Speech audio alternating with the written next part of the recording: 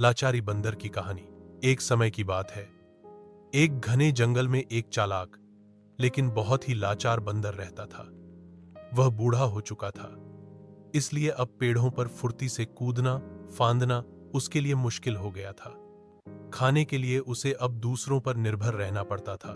एक दिन वह बहुत भूखा था, लेकिन कहीं से कोई फल या खाना नहीं मिल रहा था। वह इधर उधर भटकता रहा, लेकिन सब पेड़ों के फल ऊंचाई पर थे और वह चढ़ नहीं पा रहा था। थक हार कर वह एक पेड़ के नीचे बैठ गया और रोने लगा। अब तो मुझसे कुछ नहीं होगा, भूख से मेरी जान चली जाएगी। तभी एक खरगोश वहां से गुजर रहा था। उसने बंदर को रोते देखा तो पूछा, क्या हुआ मामा बंदर, आप क्यों रो रहे हो? बंदर बोला, बेटा, अब मैं बूढ़ा हो गया हूं, पेड़ों पर चढ़ नहीं सकता, फल नहीं तोड़ सकता, भूख से परेशान हूं। खरगोश को दया आ गई। वह बोला, मामा, आप चिंता मत करो, मैं रोज आपके लिए कुछ खाना ले आया करूंगा।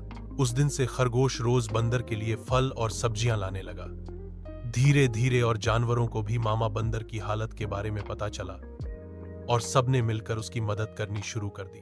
अब मामा बंदर अकेला नहीं था, उसकी लाचारी में भी उसे परिवार जैसा सहारा मिल गया था।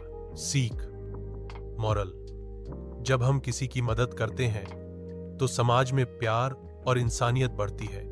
बूढ़ों और लाचारों की मदद करना हमारा फर्ज है। लाचारी बंदर की कहानी।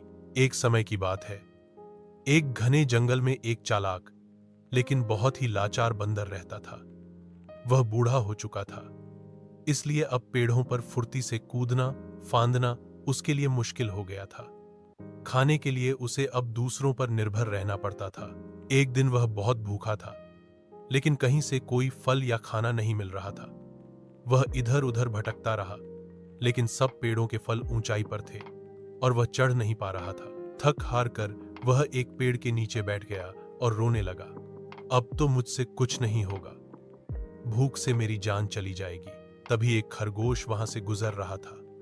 उसने बंदर को रोते देखा तो पूछा, क्या हुआ मामा बंदर, आप क्यों रो रहे हो? बंदर बोला, बेटा, अब मैं बूढ़ा हो गया हूं, पेड़ों पर चढ़ नहीं सकता, फल नहीं तोड़ सकता, भूख से परेशान हूं। खरगोश को दया आ गई।